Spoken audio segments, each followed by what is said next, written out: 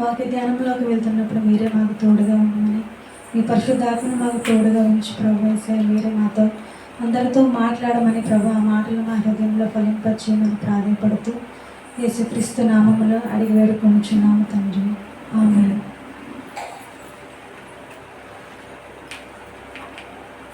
ఈరోజు నేను ఒక సందేశం చెప్పాలని అనుకుంటున్నానండి. ఒక పర్సన్, ఒక లేడీని మీకు మన వాక్యం ద్వారా చూపించాలనుకుంటున్నాను. ఆమె చూపించిన ఒక విశ్వాసాన్ని మీకు తెలియజేయాలని ఆశపడుతున్నాను. మొదటిగా మనము వాక్య ధ్యానంలోకి వెళ్దాము.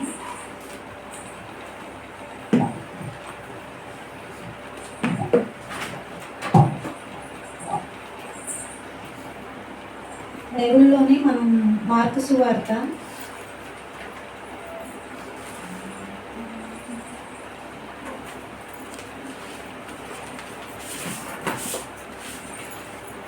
5వ అధ్యాయము 25వ వచనము చూసుకుందామండి. 12 ఏళ్ల నుండి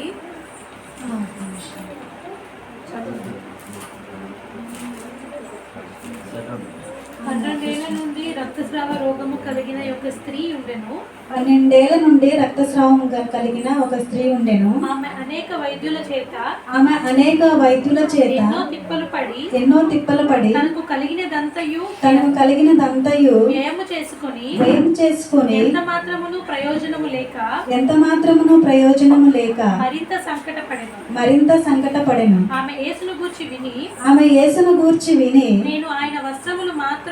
నేను ఆయన వస్త్రములు మాత్రము ముట్టిన బాగుపడుతుననుకొని జనసమూహములో ఆయన వెనుకకు వచ్చి ఆయన వస్త్రము ముట్టెను. వెంటనే ఆమె రక్తధార కట్టెను. గనుక తన శరీరములోని ఆ బాధ నివారణ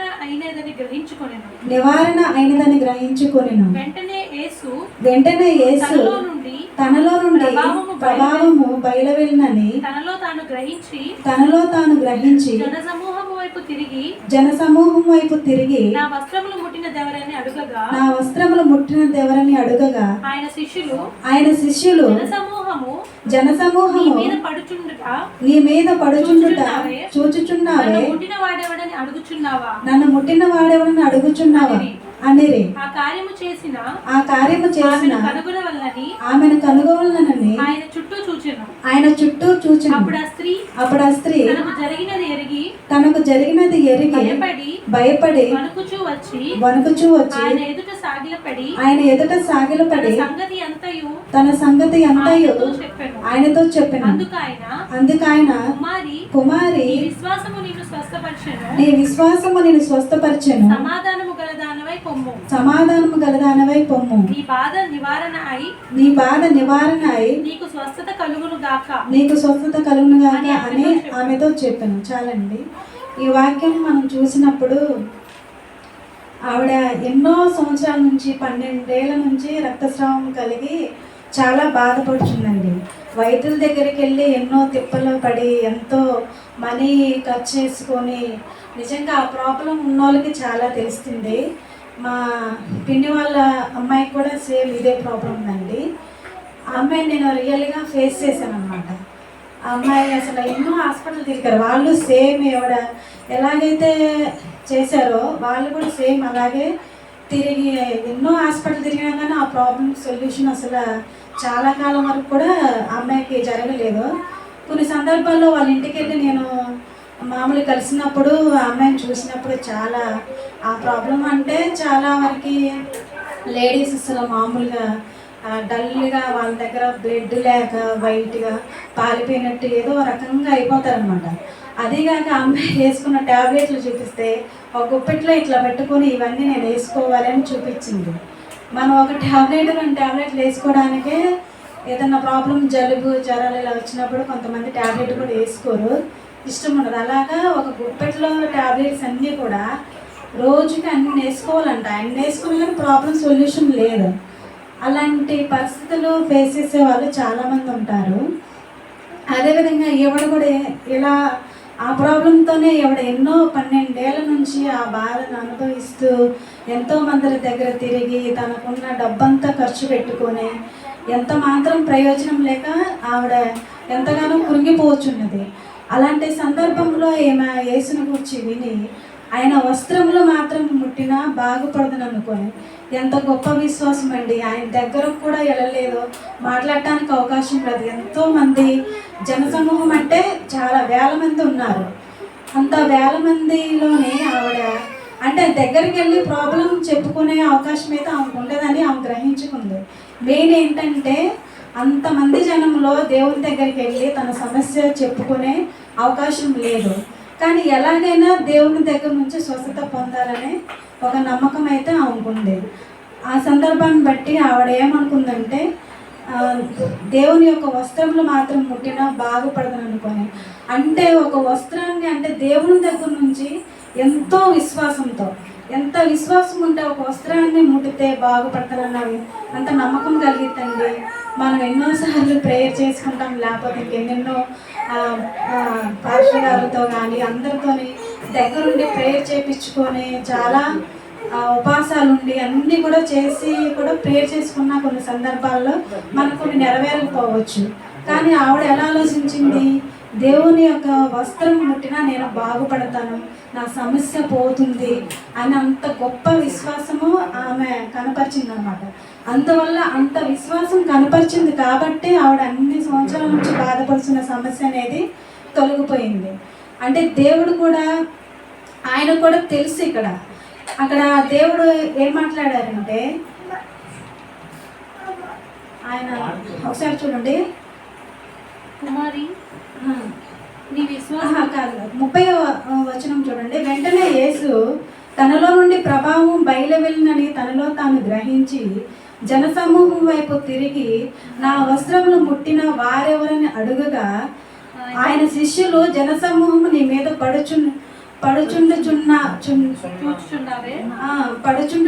చూచుచున్నావే నన్ను ముట్టిన దేవుడని అడుగుచున్నావా అని అనేది. అంటే ఇంతమంది పడుతున్నారు ఆయన మీద, అంటే అంత జనసమూహంలో మనం ఒకసారి బయటకు వెళ్ళిన సందర్భాల్లో జనాలు పడుతూ ఉంటారు, అది ఎవరు టచ్ చేసింది కూడా తెలియదు మనకి. కాకపోతే ఆయనలో నుంచి ప్రభావం పోయింది. ఒక విశ్వాసము కలిగిన వ్యక్తి తనని టచ్ చేశారని దేవుడికి అర్థమైంది. అంటే ఆమె యొక్క విశ్వాసాన్ని దేవుడు చూశాడు కాబట్టి మళ్ళీ అడుగుచున్నాడు. లేకపోతే అంతమందిని టచ్ చేసుకున్నప్పుడు మనం మళ్ళీ ఇంకా అడగడం అంటే ఎలాగా, అంటే ఆయనలో నుంచి ప్రభావం పోయింది. ఆ ప్రభావం ఎందువల్ల పోయిందంటే ఆమె కనపరిచిన విశ్వాసాన్ని బట్టి పోయిందని, ఆయన యొక్క శక్తి ప్రభావం మనం ఉంచే విశ్వాసాన్ని బట్టే దేవుళ్ళ నుంచి శక్తి ప్రభావం అనేది బయలు వెళ్ళిద్దని మనం వాక్యం ద్వారా తెలుసుకోవాలండి. అంత గొప్ప విశ్వాసాన్ని ఆవిడ కనపరిచింది కాబట్టి అలా శిష్యులు అలా చెప్పినప్పుడు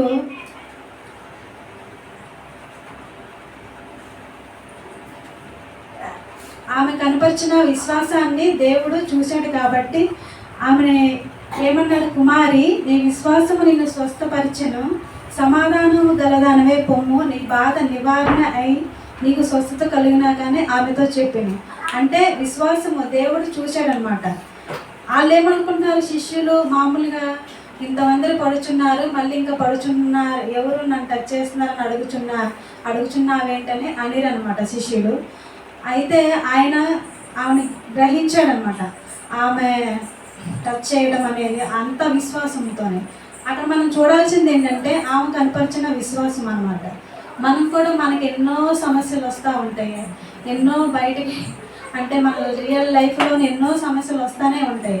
కానీ దేవుడు విశ్వాసంతో మనం దేన్నైనా, అదే భౌతిక సంబంధమైన విషయాల్లో కానివ్వండి, ఆధ్యాత్మిక సంబంధమైన విషయాల్లో కానివ్వండి, మనం కనపరిచే విశ్వాసాన్ని దేవుడు చూస్తాడు. మన విశ్వాసం బట్టే మనం నమ్మేదైనా, ప్రార్థించేదైనా, ఏదైనా సరే జరుగుతుందని మనం అట్టి విశ్వాసాన్ని కనపరిచే ఏ పనైనా మనం చేయాలండి. అప్పుడే మనకి ఏ పనైనా, ఏ కార్యమైనా జరుగుతుంది. దీన్ని బట్టి మనం ఏం నేర్చుకోవాలంటే ఎంత విశ్వాసాన్ని కనపరిస్తే దేవుడు, అదే మళ్ళీ ఒక చాట అంటారు కదా, విశ్వాసము లేకుండా దేవునికి ఇష్టలై ఉండుట అసాధ్యమని దేవుడు మరి ఒక చాట మాట్లాడతారు. అంటే విశ్వాసం లేకుండా దేవునికి ఇష్టలే లేకుండా ఉండడం అంటే ఏంటండి? మనం ఏదో చేస్తూ ఉంటాము, డైలీ అడుగుతూ ఉంటాము, ఎన్నెన్నో అడుగుతూ ఉంటాము. చిన్న సమస్య అయినా కావచ్చు, పెద్ద సమస్య అయినా కావచ్చు, దేవుని ముందర మనం కొన్నిసార్లు అడుగుతూ ఉంటాము. కానీ అంత పర్ఫెక్ట్గా అంటే 100% కూడా మనం దాన్ని విశ్వసించలేము. ఎక్కడో ఇది జరగదులే, లేకపోతే ఇది ఇది ఇది ఇంత పెద్దగా ఉంది కదా, ఇది జరగదేమో అన్న సందేహం అనేది మనలో వస్తూ ఉంటుంది అన్నమాట. అయితే మనం అడగటానికైతే అడుగుతూ ఉంటాము, కానీ అంత ఇదిగా విశ్వాసం ఉంచలేము. ఇది పక్కాగా దేవుడు చేస్తారు అనే విశ్వాసం మనలోనే ఉండదు. జరుగుతుందిలే, ఎప్పుడో జరుగుతుందిలే అన్నట్టు మనం అవిశ్వాసంగా అంటే ఎలా అంటే కొంతగా నమ్మే విధంగా ఉంటాం, కానీ పూర్తిగా దాన్ని విశ్వసించి దేన్ని కూడా మనం చేయకపోవడం వల్ల మన జీవితంలో ఎన్నో కార్యాలు మనం పొందుకోలేక వెనకబడిపోతుంటాము. అది ఆధ్యాత్మికమైన విషయాలు కావచ్చు, భౌతికపరమైన మన అవసరాలు కావచ్చు, ఏదైనా సరే మనం ఉంచే విశ్వాసాన్ని బట్టే మనకి అది కార్యాలు అనేవి జరుగుతాయండి. మనం దేని గురించైనా అడిగినప్పుడు దేవుని దగ్గర మనం ఎంతవరకు విశ్వాసం ఉంచుతున్నామో, ఎంతవరకు నమ్ముచున్నాము అనేది. ఇప్పుడు ఎగ్జాంపుల్గా విశ్వాసం గురించి చెప్పినప్పుడు ఆవగించంత విశ్వాసం ఉన్న ఎడల ఈ కొండను అక్కడి నుంచి అక్కడికి వెళ్ళమంటే వెళుతుందని అన్నారు కదా. ఎగ్జాంపుల్గా ఆవగించిన ఎందుకు తీసుకున్నారంటే అది పరిపూర్ణమైన ఒక సీడ్ లాగా గుర్తించబడిందండి. మిగతా చాలా విత్తనాలు ఉంటాయి మనకి, చాలా రకరకాల విత్తనాలు మనకి, కందిపప్పులని, పెసలని, ఇంకా లైక్ చాలా రకాలు ఉంటాయి. కానీ దానికి ఉన్న షేప్ ఎలాంటిదంటే రౌండ్గాను ఒక అన్ని కోణాల్లో కూడా సమానమైన కొలతను కలిగి హెచ్చు తగులుగాను పొడవులు అట్లా. అంటే మన విశ్వాసం కూడా అంత పరిపూర్ణంగా ఉండాలని ఆవగింజంత విశ్వాసము.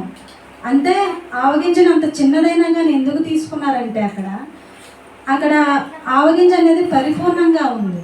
అంటే హెచ్చు తగ్గులు కానీ లేకుండా కొంచెం ఎక్స్ట్రా అట్లా లేకుండా పరిపూర్ణంగా రౌండ్గా అలా ఉండే విధంగా. మన రౌండ్ సర్కిల్ గీసేటప్పుడు కొంచెం గీలేదనుకోండి, రౌండ్ కాకుండా అక్కడ అసంపూర్ణంగా మనకు కనిపించింది. అప్పుడు ఏం జరుగుతుంది? మన విశ్వాసం అక్కడ లేదని అర్థమవుతుంది. ఒక సర్కిల్ గీసేటప్పుడే మనం ఎలా చూస్తాం, దాన్ని రౌండ్గా గీయాలంటే కొంచెం దానికి తగిలించకుండా కొంచెం గ్యాప్ ఉంచామనుకోండి, అది ఎలా ఉండిద్ది? అసంపూర్ణంగా కనిపించిద్ది, ఒక ఫుల్ మంచిగా కనిపించదు కదా. అలాగే మన విశ్వాసం కూడా అలా మధ్యలో ఆగిపోయే విధంగా కాకుండా పరిపూర్ణంగా ఉండాలని దేవుడు కోరుకుంటాడనమాట. మనం ఏదైతే కోరుకుంటున్నామో, ఏదైతే విశ్వసిస్తున్నామో వాటన్నిటి విషయంలో సంపూర్ణమైన విశ్వాసం కలిగి, అదే చెప్తున్నాను కదా, విశ్వాసం లేకుండా దేవునికి ఇష్టమై ఉంటే అసాధ్యం అంటున్నాడు. మనం ప్రార్థిస్తుంటాం, అన్నీ ఏదో చేస్తుంటాము, కానీ అక్కడ విశ్వాసం చూపించట్లేదు. అంటే దేవుడు ఇది చేస్తాడు అని మనం పూర్తిగా నమ్మట్లేదు. ఏదో మామూలుగా అడుగుతున్నాం అంతేగాని దేవుని మీద మరి మనం నమ్మకం ఉండాలి. దేవుడు ఏమై ఉన్నాడో మనం గుర్తించాలంటే మనం ఏమి ఉంచాలి? విశ్వాసమే కదా ఉంచాలి. విశ్వాసం అంటే నమ్మకం. దేవుడు చేయగలడు, ఎలాంటి సమస్యనైనా తీసేయగలడు, ఎలాంటి ప్రాబ్లంనైనా చేయగలడు అనే విశ్వాసం మనలో ఉండాలి. అలా కాకుండా మనం మామూలుగా అంటే దేవుని శక్తిని ఎరుగా, దేవుని యొక్క ప్రభావం మనం తెలుసుకొని కూడా ఇంకా అలా ఉంటున్నామంటే దేవుడు అందుకనే విశ్వాసం లేకుండా ఇష్టమై ఉండటం అసాధ్యమని తెలియజేస్తున్నారనమాట.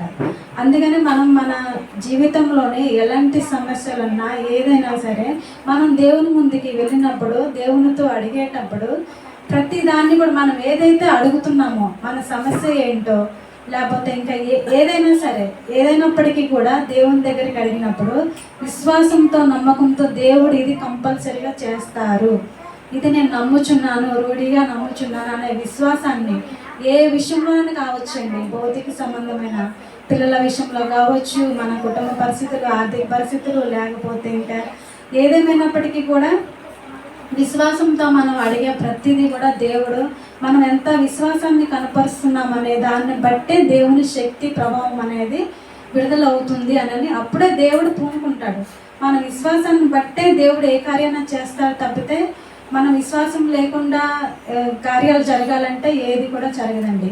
మనం ఏదైనా ప్రారంభిస్తున్నామంటే ఏ కార్యక్రమం కానీ ఏదైనా సరే ముందుగా దేవునికి ప్రార్థన చేసి విశ్వాసంతో ఇది మంచిగా జరుగుతుంది, దేవుడు జరిగిస్తాడు అనే నమ్మకంతో, పిల్లల విషయంలో అయితే పిల్లల గురించి వాళ్ళు మారే విషయంలో అయితే వాళ్ళ స్టడీస్ గురించి ఎన్నో అండి. నిజంగా నేను నా రియల్ లైఫ్లో కూడా కొన్ని అసలు అట్లా అంత విశ్వాసం నుంచి చాలా పొందుకున్న కార్యాలు కూడా చాలా ఉన్నాయి.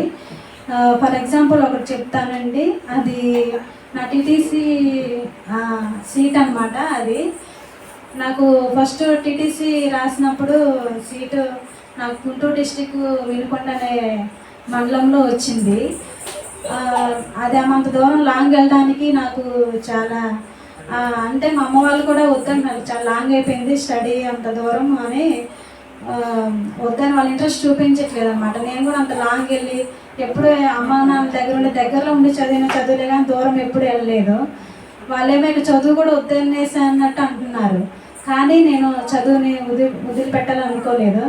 కానీ సెకండ్ కౌన్సిలింగ్ అప్పుడు నేను మా డిస్టిక్లోనే, కృష్ణా డిస్టిక్లోనే నాకు మాది తిరువూరు మండలం, ఆ మండలంలోనే మీనాక్షి కాలేజ్ అని అదే కాలేజీ రావాలని పట్టు వేడకుండా ఎంత గొప్ప విశ్వాసంతోనండి, అంత నమ్మకం దేవుడు పక్కాగా చేస్తాడు అంత విశ్వాసాన్ని కనపరిచానండి. అసలు ఇక నాకు అలాట్మెంట్ రేపు తెలుస్తుందన్నంత వరకు కూడా అదే ప్రేరక ఆపలేదనమాట. నాకు ఇక్కడే కావాలి అన్నంత దేవుడు చేస్తాడన్న పూర్తి విశ్వాసం ఉంచానమాట. అసలు ఎగ్జాక్ట్గా అదే కాలేజ్ అంటే అదే మా మండలంలోనే అసలు అట్లా వచ్చినప్పుడు దేవుడు అసలు ఎగిరికి అంతేసానమాట. అంత సంతోషం. అంటే మనం ఉంచే విశ్వాసం నమ్మకం బట్టి దేవుడు చూస్తాడు మన నమ్మకం ఎలాగుంది, విశ్వాసం ఎలాగుంది, ఎంతవరకు వీళ్ళు విశ్వసిస్తున్నారు, సందేహపడుతున్నారా ఏదన్నా అంటే అడిగిన విషయాలలో కానీ ఏ విషయమైనా కానివ్వండి. నేను చెప్పేది అన్ని విషయాల్లో మన విశ్వాసం ఎలా ఉండాలి అనేది, దాని ప్రకారమే మనం ఏదైనా కానీ మన జీవితంలోని ప్రతిదీ కూడా పొందుకోవచ్చండి. దేవునికి అసాధ్యమైనది ఏది లేదు కాబట్టి మనం విశ్వాసాన్ని కనపరిచి దేవునికి మనం ఏదైనా మనం జీవితంలోనే ఎంతవరకైనా మనం దేవుడు మంచిగా మనల్ని నడిపిస్తాడు కాబట్టి ఆధ్యాత్మికంగా మనం ప్రతి విషయంలో కూడా దేవుడిని అడిగి మనం ముందుగా వెళ్ళడం వల్ల మనకి అన్ని విషయాల్లో కూడా దేవుడు తోడుగా ఉంటాడని ఈ సందేహం ద్వారా నేను ఈవిడ కనపరిచిన విశ్వాసం ఎంత గొప్పగా ఉందంటే నిజంగా అండి.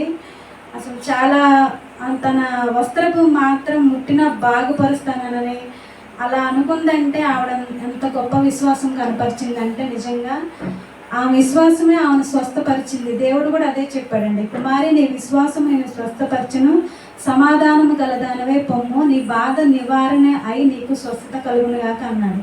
తనలో బాధ అంతా కూడా పోయిందండి, ఆమెకు మంచి స్వస్థత కలిగింది. అదేవిధంగా మనం ఈ స్త్రీని చూసుకొని మనం కొన్నిటిని ముందు పెట్టుకోవచ్చండి. అంత విశ్వాసం కనపరిచి ఆ జీవితాన్ని అప్పటి నుంచైనా మంచిగా అవ్వడానికి అంత విశ్వాసం కనపరిచింది. మన లైఫ్లో కూడా ఎంతో గందరగోళాలు అన్నీ ఉంటాయి, కానీ దేవుడు మాత్రం మనకు తోడుగా ఉన్నాడని నమ్మకంతో మనం ఎలాంటి సమస్య వచ్చినా కానీ బాధపడకుండా దేవుడు ప్రతి దాని నుంచి విడిపిస్తాడు అనే విశ్వాసం నమ్మకంతో ఉన్నప్పుడు మనం చాలా నెమ్మదిగా ప్రశాంతంగా ఉండగలమండి. అదే దేవుడు లేకపోతే ఒకసారి పేతురు గారు కూడా అలా సముద్రంలో నడిచేటప్పుడు ఆయన దేవుని వైపు చూసినప్పుడు చాలా ధైర్యంగా నడవగలిగాడు. అదే దేవుని వైపు చూడకుండా తన చూపు మరల్చుకున్నప్పుడు మునిగిపోసాగాడు. అంటే దానికి అర్థం ఏంటండి, దేవుని వైపు మనం చూస్తున్నప్పుడు మనకి ఎలాంటివి రానివ్వండి, ఎలాంటి అసలు లాస్ట్ మూమెంట్లోకి వెళ్ళిన పరిస్థితుల్లో వచ్చినా కానీ దేవుడు దాని నుంచి మనల్ని తప్పిస్తాడు, తొలగిస్తాడు అన్న విశ్వాసం నమ్మకం మనం కనపరిచే విధానం బట్టి దాని నుంచి మనం బయటపడగలుగుతాము. అంతేగాని మనంతటిగా మనమే చేద్దాం అనుకుంటే ఏది అవ్వదండి. ఆయన మళ్ళీ దేవుని వైపు చూశాడు కాబట్టి మంచిగా నడవగలిగాడు. అంటే మనకున్న సమస్యలు అన్నింటిలో కూడా మనం ఏం చేయాలంటే దేవుని వైపే చూడాలి. ఏ సమస్య అయినా కానివ్వండి, మనం మనుషుల వైపు ఎప్పుడూ చూడకూడదు. దేవుని వైపు చూడడం వల్ల మనకున్న సమస్యలు అన్నింటిలో కూడా మనకు అవి పెద్ద భారంగా అనిపించదండి, చాలా సులువుగానే అనిపిస్తాయి.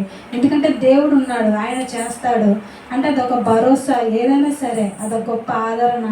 దేవుడు ఎప్పుడైనా సరే మనం ఎప్పుడైనా మనుషుల వైపు చూడడం కానీ అంటే అట్లా కాకుండా ఎప్పుడైనా దేవుడి వైపు చూస్తూ ఉన్నామంటే ఏ సమస్య అయినా కానివ్వండి అది చాలా మనకి ప్రశాంతతనిస్తుంది. అంటే నాకు ఒక ధైర్యం ఉంది వెనకాల, నాకు ప్రాబ్లం ఏం రాదు, ఈ సమస్య వచ్చిందా ఇది తొలగిపోయింది, ఎలాంటిదైనా సరే. అంత గొప్ప విశ్వాసం కలిగి మనం దేవుని వైపు ఆధారపడి ఉండడం వల్ల మన జీవితం అనేది గందరగోళంగా అంటే మనకున్న టెన్షన్స్ అన్నీ కూడా చాలా వరకు పోతాయండి. ప్రతి దాని గురించి టెన్షన్ పడి ఆందోళన పడి రకరకాల జబ్బులు అనేవి రాకుండా మనం దేవుని మీద ఆధారపడటం వల్ల ఏంటంటే మనకి చాలా ప్రశాంతత నెమ్మది కలిగి అట్లా ఆధారపడగలిగినప్పుడు దేవుడు ఉన్నాడన్న ఒక్క నమ్మకంతో మనం ఉన్నప్పుడే అలా చేయగలుగుతాం మనం. అలా విశ్వాసం లేకుండా నమ్మకం లేకుండా ఉన్నప్పుడు ఏంటంటే ఆ సమస్యలన్నీ కూడా మనల్ని కుదిపేస్తూ ఉంటాయి అన్నమాట. చిన్న సమస్య అయినా కానీ పెద్ద పెద్దగా కనిపిస్తూ ఉంటాయి. అలా కాకుండా దేవునిపై ఆధారపడగలిగితే దేవుడు ఉన్న నమ్మకం విశ్వాసంతో ప్రతి సమస్య ఆయన దగ్గర తీసుకెళ్ళి మనం అడిగినప్పుడు అది మనం విశ్వసించినప్పుడు ఎంత గొప్ప విశ్వాసాన్ని మనం కనపరిచినప్పుడు అది ఎలాంటి సమస్య అయినా పోతుంది. మనం కూడా ఇంకా దేవుళ్ళ ఆధ్యాత్మికంగా కూడా ఎక్కువగా బలపడి ఇంకా మంచిగా ఎదగటానికి కూడా మంచి అవకాశం ఉంటుంది. కాబట్టి చాలా విశ్వాసం కనపరిచిన వాళ్ళందరినీ కూడా మనం చూసుకొని అట్లా విశ్వాసం కలిగి జీవించాలని నేను కోరుకుంటున్నానండి. దేవుడి చిన్న వాక్యాన్ని దీవించుగాక. ఆమేన్.